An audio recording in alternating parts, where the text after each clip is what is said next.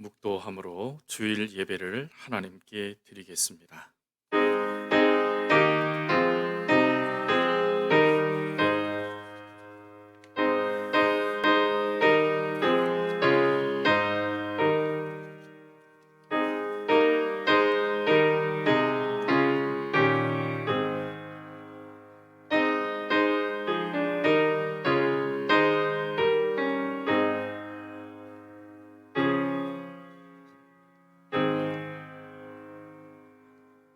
시와 찬송과 신령한 노래들로 서로 화답하며 너희의 마음으로 주께 노래하며 찬송하며 범사의 우리 주 예수 그리스도의 이름으로 항상 아버지 하나님께 감사하며 그리스도를 경외함으로 피차 복종하라. 아멘. 하늘의 문을 여서서 함께 찬송하겠습니다.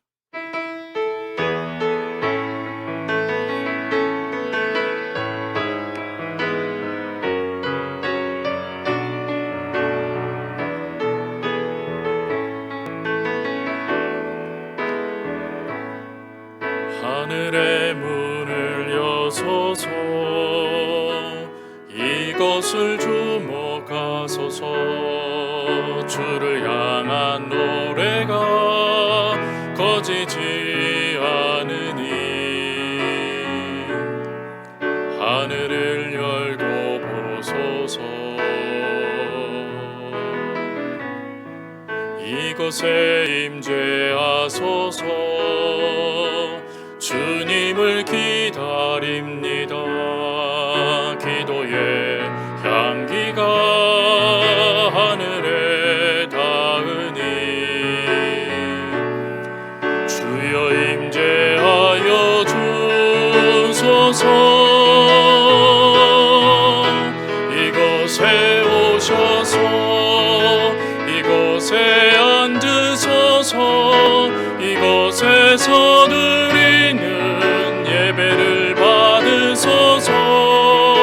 주님의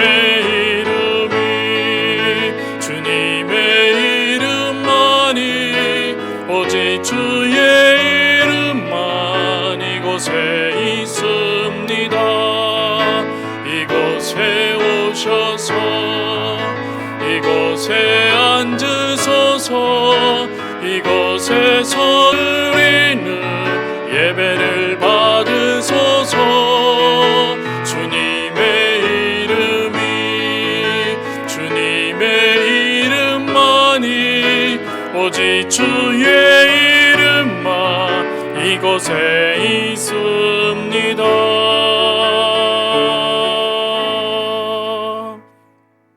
아멘. 한 주간 살아가면서 하나님과 나만이 알고 있는 죄를 하나님께 회개하며 기도하겠습니다.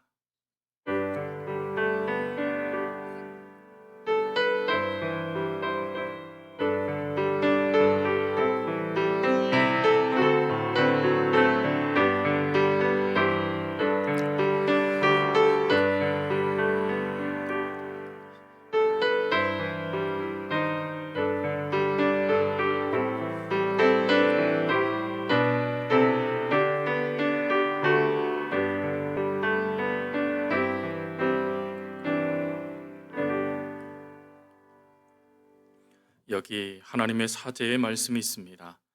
너희가 과연 이 모든 악을 행하였으나 여호와를 따르는 데에서 돌아서지 말고 오직 너희의 마음을 다하여 여호와를 섬기라. 여호와께서는 너희를 자기 백성으로 삼으신 것을 기뻐하셨으므로 여호와께서는 그의 크신 이름을 위해서라도 자기 백성을 버리지 아니할 것이니라. 아멘. 사도신경으로 우리의 신앙을 고백합니다. 나는 전능하신 아버지 하나님 천지의 창조주를 믿습니다. 나는 그의 유일하신 아들 우리 주 예수 그리스도를 믿습니다. 그는 성령으로 잉태되어 동정녀 마리아에게서 나시고 본디오 빌라도에게 고난을 받아 십자가에 못 박혀 죽으시고 장사된 지 사흘 만에 죽은 자 가운데서 다시 살아나셨으며 하늘에 오르시어 전능하신 아버지 하나님 우편에 앉아 계시다가 거기로부터 살아있는 자와 죽은 자를 심판하러 오십니다. 나는 성령을 믿으며 거룩한 공교회와 성도의 교제와 죄를 용서받는 것과 몸의 부활과 영생을 믿습니다. 아멘. 하나님 앞에 이 예물을 드릴 때 우리 차은경 집사님 하나님께 봉헌송 올려드리겠습니다.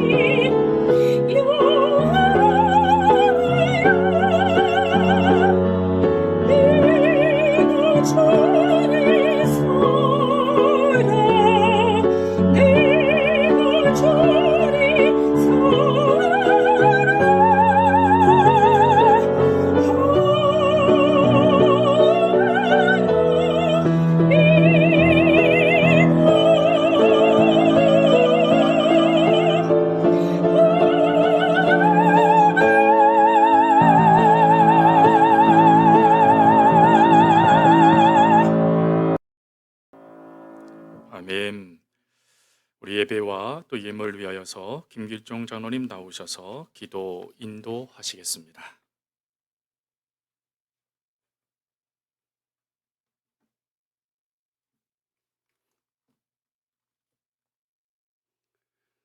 사랑과 은혜가 많으신 아버지 하나님, 주님의 은혜에 감사와 영광을 올려드립니다. 2020년 한 해도 주님의 은혜 가운데 잘 마무리할 수 있도록 하여 주시니 감사를 드립니다. 세상이 아무리 어렵고 힘들다고 할지라도 이렇게 예배를 드릴 수 있음에 감사를 드립니다. 사람들은 교회를 욕하고 핍박해도 저희들은 주를 위한 고난이라 생각하고 견디며 하나님을 알고 하나님을 예배할 수 있음에 감사하고 찬양하게 하여 주심을 감사를 드립니다. 로마서 8장에 기록되어 있는 현재의 고난은 장차 우리에게 나타날 영광과 비교할 수 없도다라고 하신 말씀을 생각하며 영광과 감사를 드립니다. 경제적인 어려움과 육체의 연약함, 근심과 걱정이 한 해를 보냈지만 이렇게 한 해의 마지막 주일에도 비록 비대면이지만 머리 숙여 기도하고 예배하게 하여 주심을 감사를 드립니다. 이제 다음 주는 2021년입니다. 올해보다 더 나빠질 수가 없음에 감사를 드립니다. 정치, 경제, 문화적으로 더 나아질 것에 감사를 드립니다. 코로나가 종식되어질 것을 기대하며 감사를 드립니다. 우리 성도들의 경제가 더 좋아질 것을 기대하며 감사를 드립니다. 우리 서울교회에서 올 한 해에도 신앙생활을 잘하였지만 내년에 2021년에는 더욱 성장한 신앙생활을 할 수 있도록 기대하며 감사를 드립니다. 담임 목사님과 부교육자님 가정, 장로님과 권사님, 집사님 가정, 모든 성도님들의 가정 위에 2021년에는 한없이 부어지는 주님의 은혜와 평강이 함께 하시기를 기대합니다. 우리 모두가 주님의 품 안에 거하기를 기도합니다. 물고기가 물 밖에서 살 수 없듯이 우리 성도님들이 주님 밖에서는 살 수 없음을 알게 하여 주시니 감사를 드립니다. 이 시간 세계 각지에서 코로나로 힘든 상황 속에서 여러 모습으로 예배하는 모든 성도님들 평안케 하여 주시고 감사하게 하여 주시고 은혜의 시간이 되어지기를 기도합니다. 말씀 전하시는 목사님 성령의 이끌림에 순종하시기를 기도합니다. 나의 생각과 언어가 아닌 하나님이 하시는 말씀을 태어나게 하여 주시기를 기도합니다. 하나님, 이 시간 우리에게 하시고자 하시는 말씀이 전해지게 하여 주시고 듣는 성도님들 하나님이 하시는 말씀을 구별할 수 있도록 지혜도 허락하여 주시기를 기도합니다. 어려운 가운데에서도 교회를 위해 하나님을 위해 애쓰고 봉사하는 손길도 있습니다. 하나님, 저희들은 그 수고를 알지 못하지만 하나님은 아시지요. 위로하여 주시고 평안과 기쁨, 축복이 그 손길과 마음 위에 함께 하시기를 기도합니다. 힘들고 어려운 가운데에서도 주님의 것을 구별하여 드리는 손길들이 있습니다. 피와 같이 소중하고 복된 것입니다. 주님 기뻐 받아주시고 내가 너의 정성을 받았다 인정하여 주시기를 기도합니다. 쓰여지는 곳에 주의 영광이 나타나게 하여 주시고 그냥 땅에 떨어지는 것이 없도록 하여 주시기를 기도합니다. 마음은 원이로되 혹시 마음이 원치 않아 드리지 못하는 손길도 있을 줄 압니다. 축복하여 주시고 위로하여 주시기를 기도합니다. 감사드리며 예수님의 이름으로 기도드립니다. 아멘.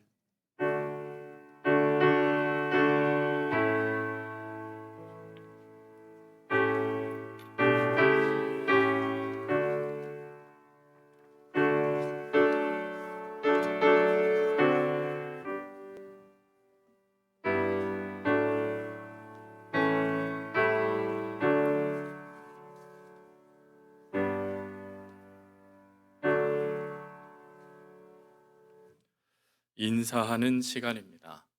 우리 가족들 영상으로 함께 예배를 드리고 있는 우리 귀한 성도님들 가족들을 보면서 또 주변을 살펴보면서 사랑합니다, 사랑합니다, 사랑합니다. 우리 하트를 만들면서 우리 인사를 나눌 텐데 또 제가 안 본다고 또 안 하지 마시고 우리 기쁜 마음으로 하트를 만들면서 인사하겠습니다. 주님 안에서 사랑합니다, 사랑합니다, 사랑합니다.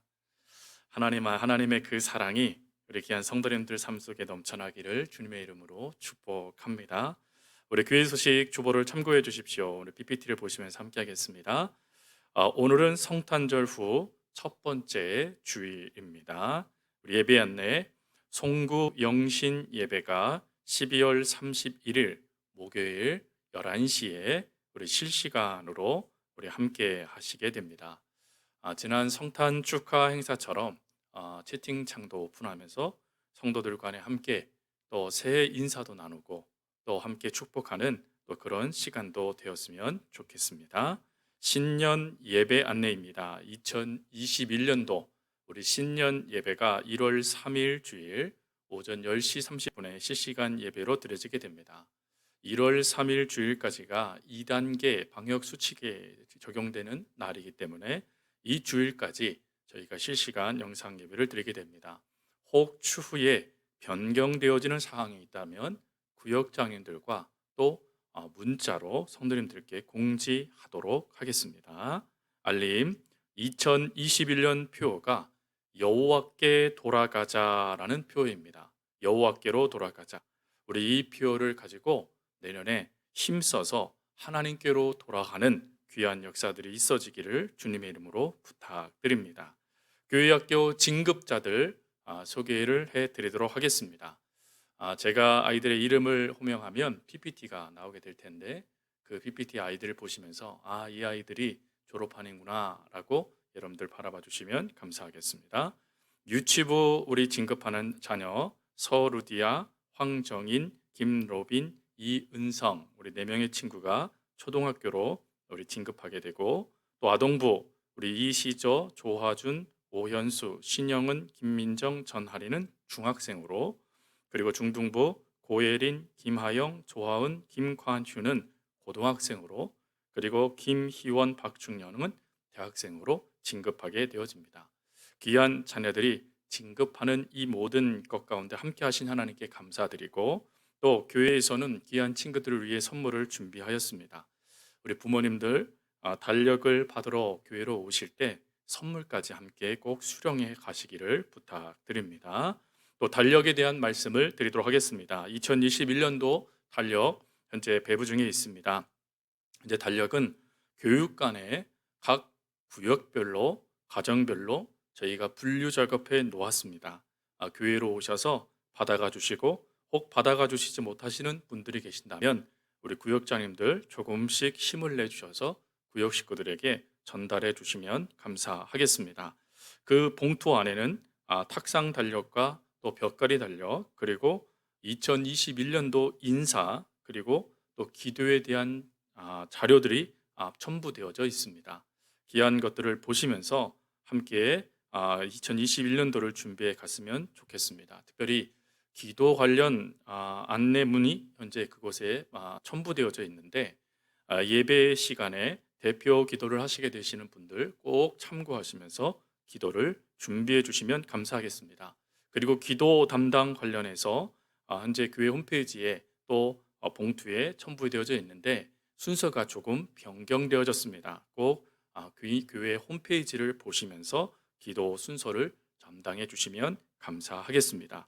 그리고 2021년도 봉사자 교회 홈페이지에 현재 게시되어져 있습니다. 참고해 주시기 바랍니다.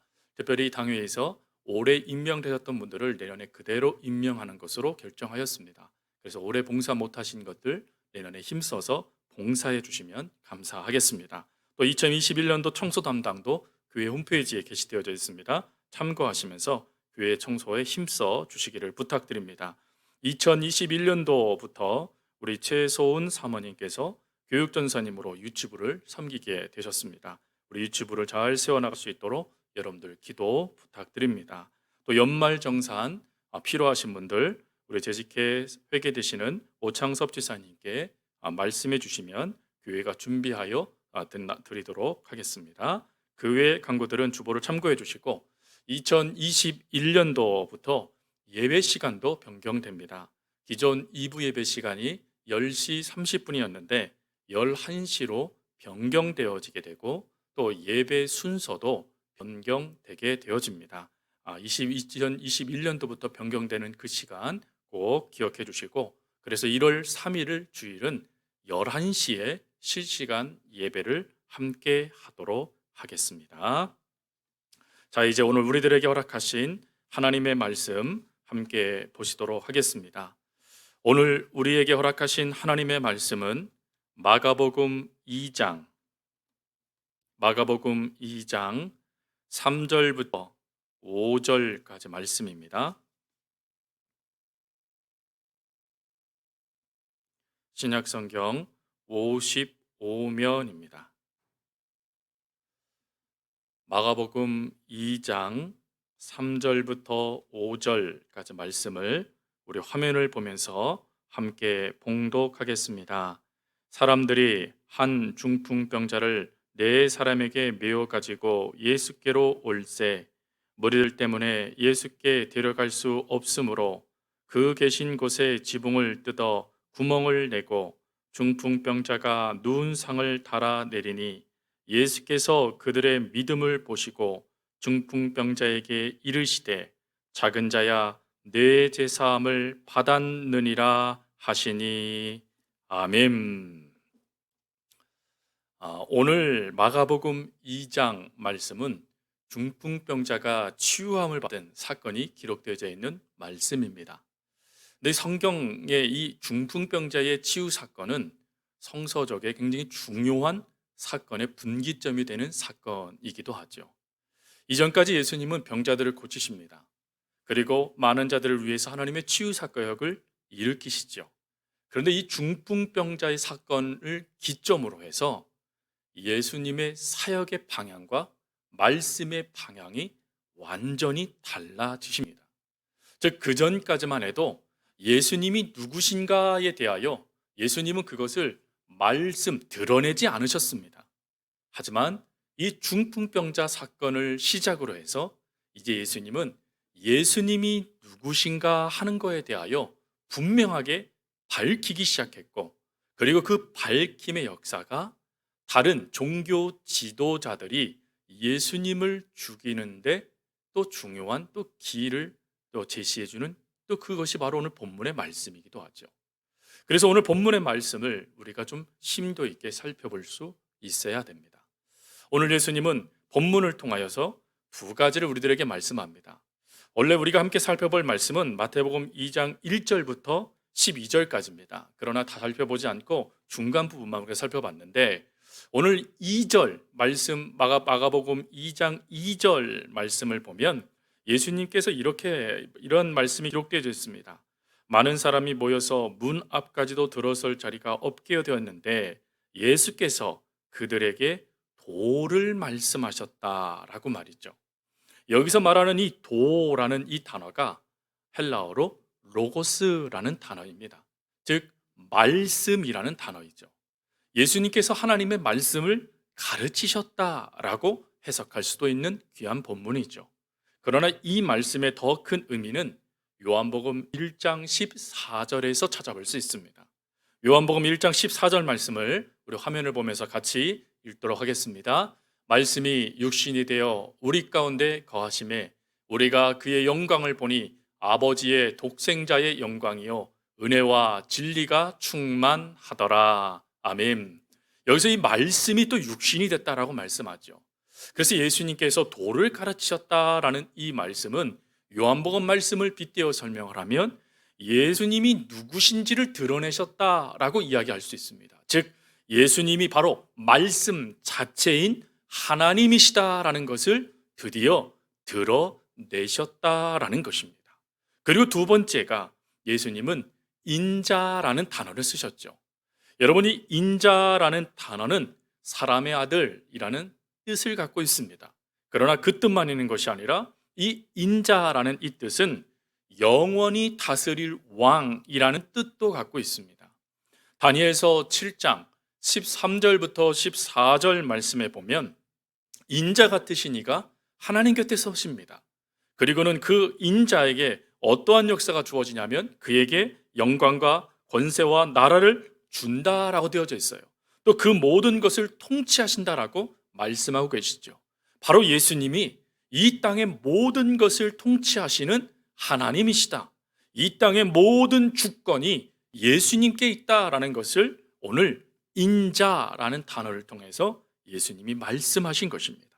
그래서 예수님께서 이렇게 인자 또 도를 말씀하셨다라는 이 두 단어를 통하여서 예수님의 정체성이 무엇인지, 예수님이 누구신지에 대하여 드디어 예수님이 증거하기 시작하셨다라는 것입니다.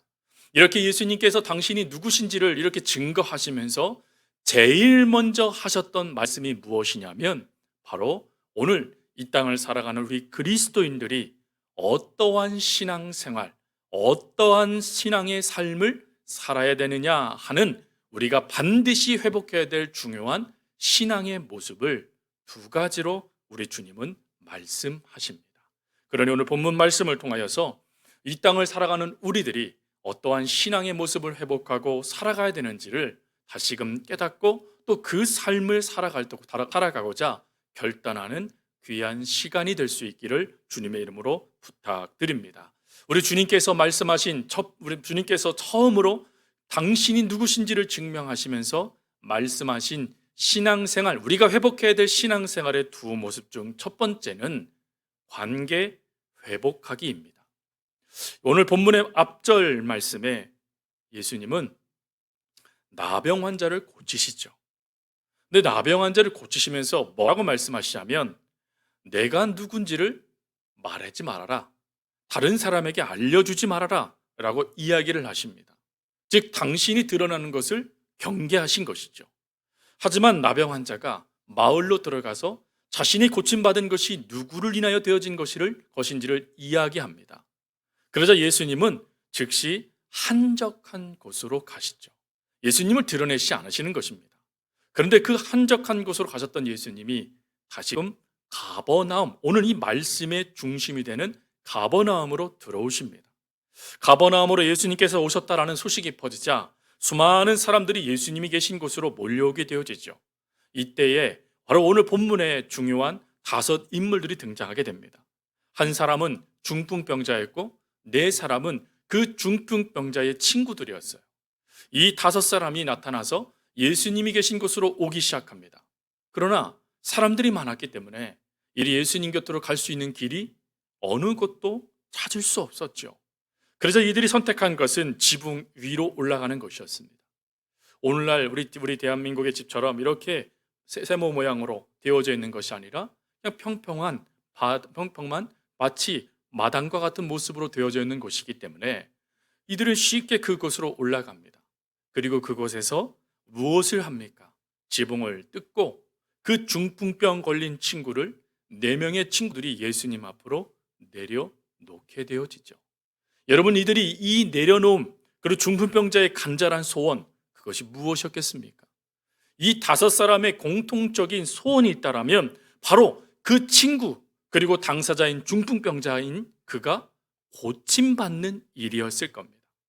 그런데 그 모습을 보면서 예수님께서 갑작스럽게 하신 말씀이 바로 오늘 본문 5절 말씀이에요. 분명하게 하나님께서 말씀하시는 그 역사 가운데 내가 원하노니 너 깨끗함을 받아라 라고 말씀해 주시면 좋으실 텐데 우리 주님은 그런 말씀을 하시는 것이 아니라 작은 자야 내 제사함을 받았느니라 라는 죄 사함의 문제를 해결하시는 말씀을 선언하고 계셨다라는 것입니다. 전혀 원하지 않는 모습이었는데 그 죄사함보다는 육신의 질병이 낫는 것을 원했는데 예수님은 육신의 질병이 아닌 영적인 죄의 문제를 가지고 말씀을 열어가시기 시작했다라는 것입니다. 그러면 왜 예수님은 내가 원하노니 너 깨끗함을 받아라라는 치유의 말씀을 선포하지 아니하시고 죄의 사함을 선언하고 계시는 것입니까? 여기에는 이 중풍병, 그것의 가장 근본적인 문제가 그 사람의 연약함, 건강의 나약함이 아니라 죄라는 사실을 분명하게 깨닫게 하시기 위한 예수님의 목적이셨습니다. 즉 죄의 문제가 무엇인지를 깨닫지 못하면 삶 속에 주어지는 수많은 고난과 고통, 괴로움과 그 어려움, 또 우리에게 찾아오는 근심과 그 수많은 것들을 해결할 수 있는 그 키가 사라져버리기 때문에 이 죄의 문제를 분명하게 깨닫게 하시기 위하여서 오늘 예수님은 이 말씀을 하고 계시는 겁니다. 여러분, 죄라는 것이 무엇입니까? 죄라는 것은 하나님과 우리 사이를 갈라놓는 장벽을 말하는 것입니다. 즉 죄라는 것이 하나님과 우리 사이를 단절시켜 버린다라는 것이에요.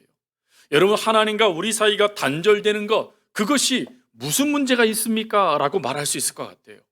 그래도 우리가 일상을 살아가는데 어려움이 없어요 라고 말할 수도 있으실 것 같아요. 그런데 이것이 문제가 된다라는 것을 말씀해 주고 있는 것이 바로 창세기 3장입니다. 창세기 3장 말씀을 가보면 아담과 하와가 하나님께서 금하신 나무의 실과를 먹게 되어지죠. 여러분, 이 먹게 되어지는 그 역사에 누가 이 역사를 일으키기 시작했습니까?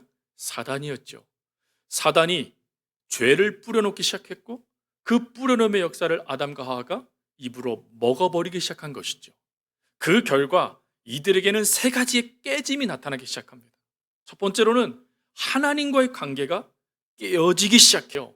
그래서 그 하나님과 함께 동산을 거느렸던 아담과 하와가요, 하나님을 피해 숨는 일이 발생되어집니다.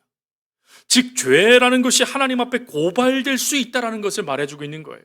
그래서 그 고발되는 것을 들킬까 봐, 죄를 들킬까 봐 숨는 하나님과의 관계가 깨어진 모습을 보여주기 시작하죠. 또 두 번째 깨어짐은 뭡니까? 나 자신과의 관계가 깨어져 버려요. 하나님과의 은혜 가운데 온전한 그 관계가 주어졌을 때는 그 속에 참된 평화와 기쁨을 누리는 에덴에서의 하나님의 은혜를 누리는 삶이 되어졌습니다. 그러나 그 속에 하나님과 관계가 깨어지기 시작하니까 즉시 이들 속에 무엇이 밀고 들어오냐면 두려움이 밀고 들어왔다라는 것이에요.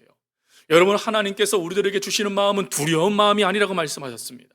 하나님께서 우리들에게 주시는 참된 평화, 복된 은혜, 그 은혜의 사랑의 마음을 하나님께서 우리들에게 불어넣어 주시는데 관계가 깨어져 버리니까 두려움의 문제가 그들을 휘감기 시작했다라는 거예요. 그리고 단지 나 자신과의 관계만 깨어진 것이 아니라 나와 너와의 관계도 깨어졌죠. 즉 이웃과의 관계도 깨어지기 시작합니다. 여러분, 아담이 하와를 향하여서 한 말이 무엇입니까? 하나님께서 하와를 아담에게 데리고 오셨을 때 그는 이렇게 말합니다. 내 뼈 중에 뼈요, 살 중에 살이로다. 최고로 극찬하면서 그를 너무나 사랑하고 그 삶을 다하여서 그와 함께 에덴의 삶을 살아가기 시작했습니다. 그러나 관계가 깨어져 버리니까 그에게 책임 회피의 대상으로 하와를 삼아서 평가절하하는 것이 바로 아담의 모습이에요. 여러분, 이러한 모습이 무엇에서부터 주어졌습니까? 바로 죄라는 것에서부터 이런 모습들이 주어졌다라는 것입니다. 그래서 그 죄라는 것을 해결하지 아니하면 우리들의 삶 속에 여전히 그 단절된 깨어짐의 역사들이, 그 부산물들이 우리의 삶을 피폐하게 만들 수 있었기 때문에 예수님은 죄의 용서를 먼저 선언하신 거예요. 여러분, 우리의 삶도 마찬가지인 것 같습니다. 우리의 삶에 나타나는 수많은 문제들, 그리고 세상 사람들이 우리를 바라보면서 방황하고 있는 수많은 평가들을 들었을 때 우리들이 무엇을 놓치고 있는 것일까요? 바로 하나님과의 관계가 깨어지고 있다는 이것을 놓치고 있는 것 아니겠습니까? 하나님과의 관계만 회복되어지면 그 영향력이 마치 초대교회의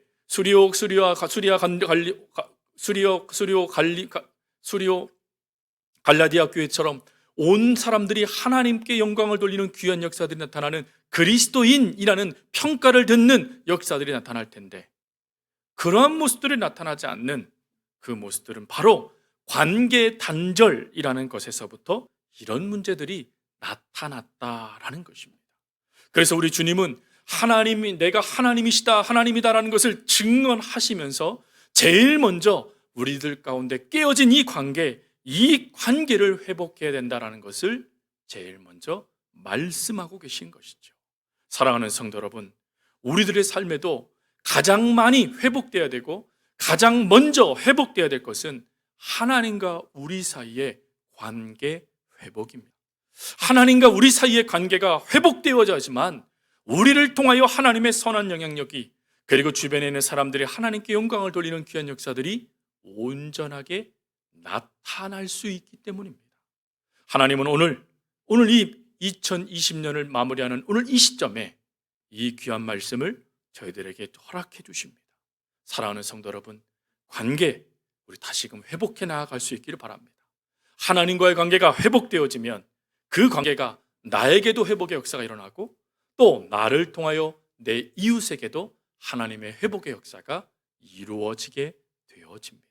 그러니 이것을 믿고 오늘 이 한 해를 마무리하는 이 시점에 하나님 다시금 관계를 회복할 수 있는 은혜를 주시옵소서라고 기도하며 관계를 회복해 나아갈 수 있는 은혜가 저와 여러분 가운데 있기를 주님의 이름으로 축복합니다.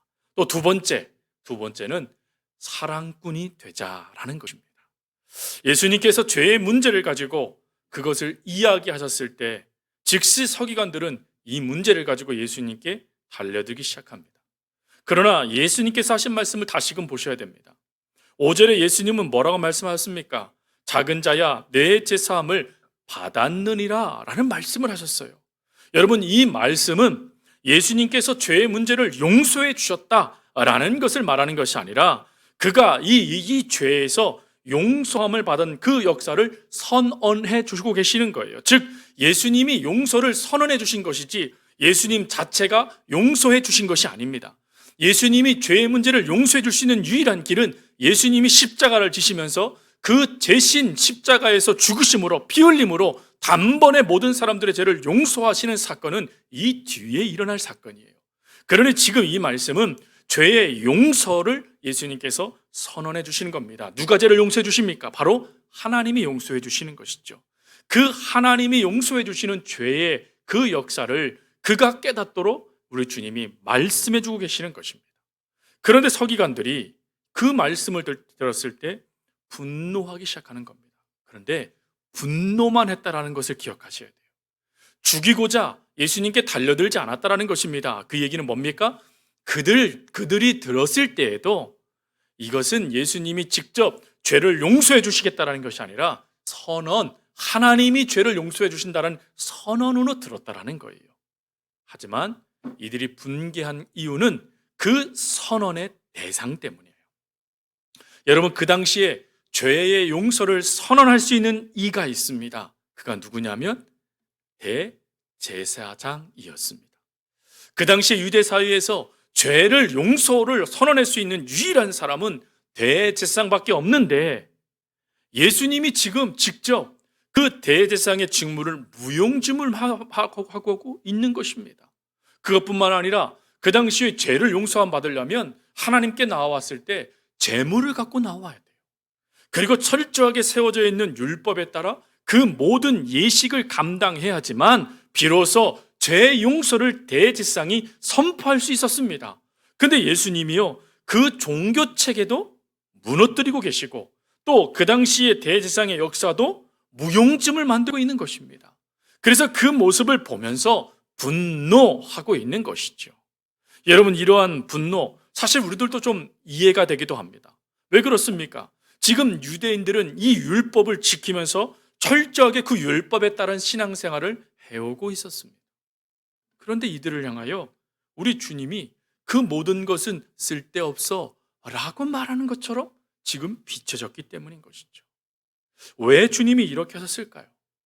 왜 주님은 그 당시에 그렇게 목숨처럼 여기고 있는 율법을 이렇게 무용지물이 되도록 만들고 계시는 것입니까?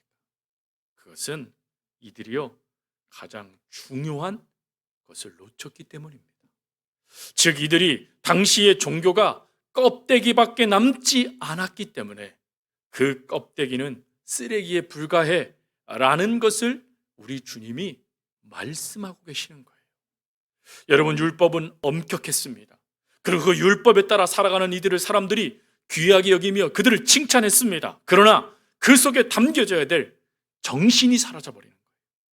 제물을 하나님께 바쳤습니다. 하나님, 내가 하나님께 죄를 지었습니다 라고 하며 그 제물을 바칠 때 내가 죽어야 되는데 하나님, 저 짐승이 대신 죽습니다 라고 하며 온전한 회개의 역사가 일어나야 되는데 회개는커녕 제물을 바침으로 끝나버렸다라는 것이죠.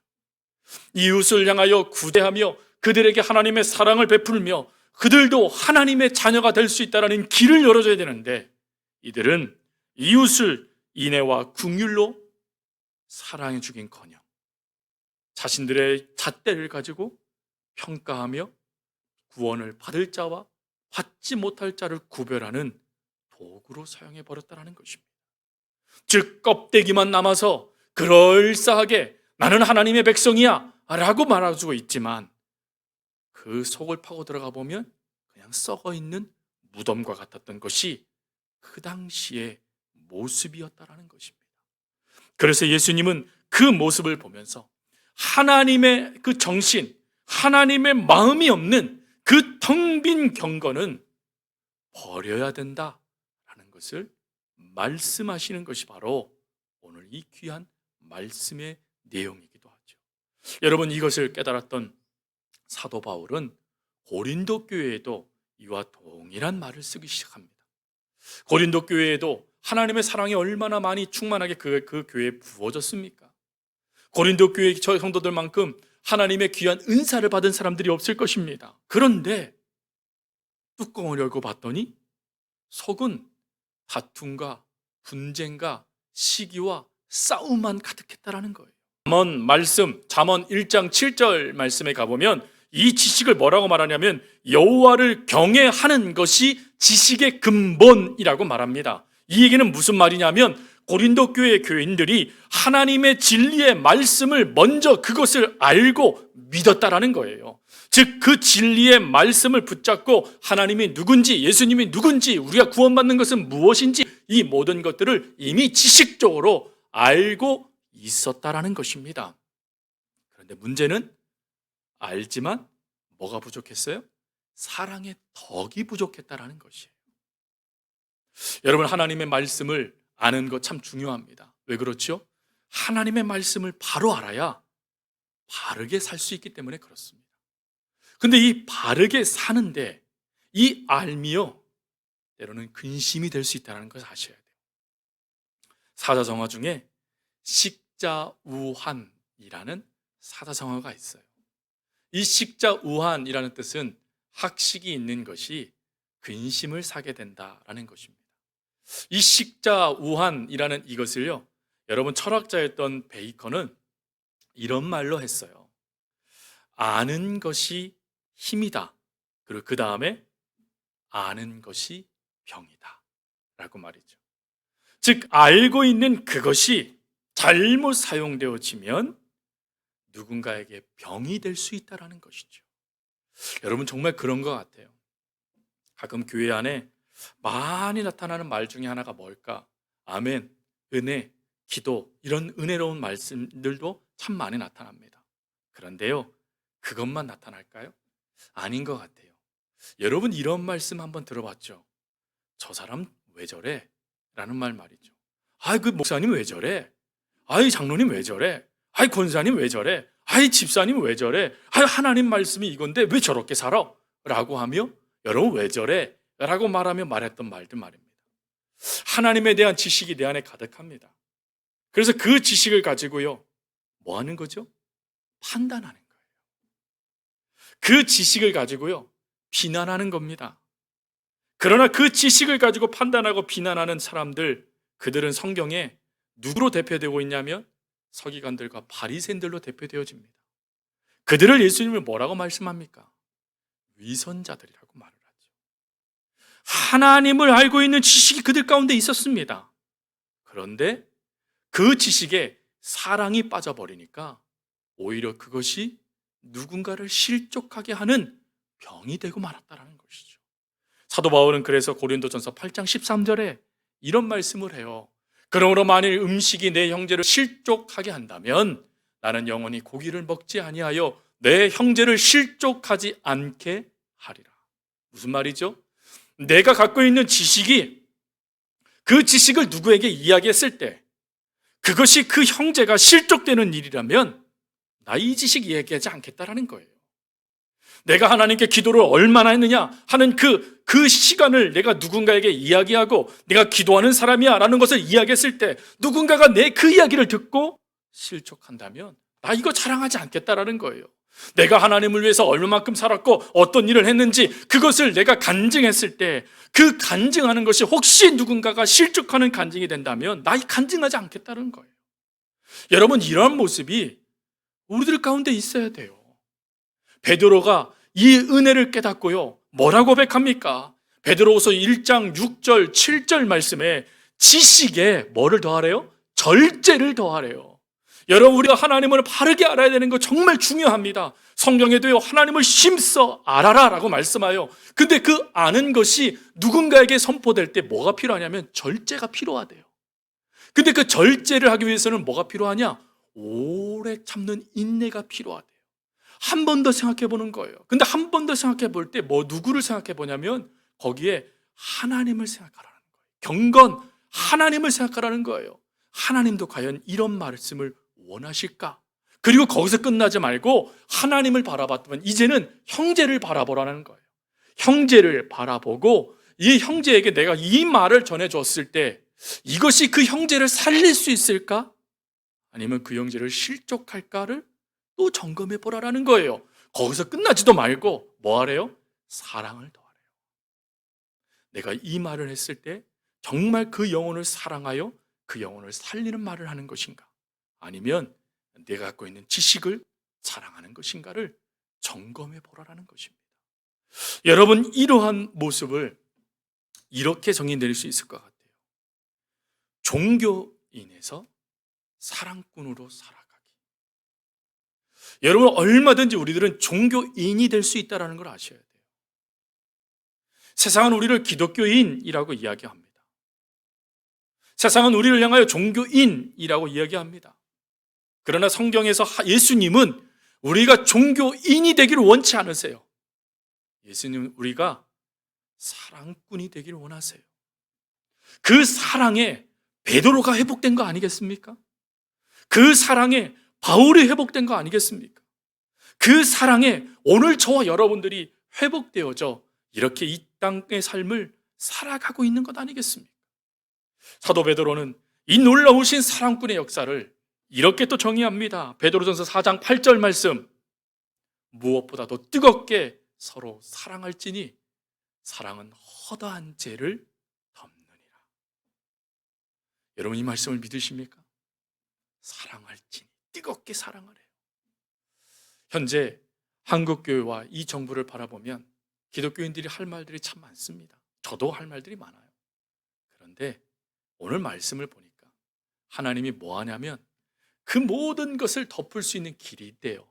그것은 뜨겁게 사랑하자라는 거예요. 여러분, 우리가 하나님을 알고 있고 하나님을 믿고 있는 이 모든 모습을 가지고 뜨겁게 사랑하며 그 사랑을 통하여서 누군가를 살리는 하나님의 사람들이 되자라는 것입니다. 저희는 지금 비대면 예배를 드리고 있습니다. 여러분, 비대면 예배를 드리는 이거 사실은 우리 그리스도인들에게는요, 예배라는 생명을, 예배라는 이 귀한 것들을 함께하지 못하는 이 아픔이 얼마나 크고 또 이것이 얼마나 또 우리 마음을 힘들게 합니까? 근데 우리가 이 예배라는 것을 함께 모여서 드리지는 못하지만 우리가 가정에서 흩어져서 예배를 드리고 또 이렇게 영상으로 함께함을 통하여 우리는 무엇을 하고 있는 것입니까? 사랑을 전하고 있는 것이죠. 우리 주님께서 우리들에게 베풀어 주신 그 사랑을 우리는 세상에 흘려보내고 있는 것입니다. 분명하게 우리 주님은 우리들에게 말씀하셨어요. 뜨겁게 서로 사랑해라. 사랑하는 성도 여러분, 우리가 지금 회복해야 될 것이 바로 이것인 것 같아요. 지금 우리들은 모르는 사이에 하나님을 아는 지식은 가득하지만 사랑의 덕을 놓쳐버리고 있는 것 같아요. 우리가 하나님을 향한 사랑, 하나님에 대한 모든 것들은 완벽하게 우리 속에 세워졌지만 안타깝게도요, 사랑이라는 걸 자꾸 놓치고 있는 것 같아요.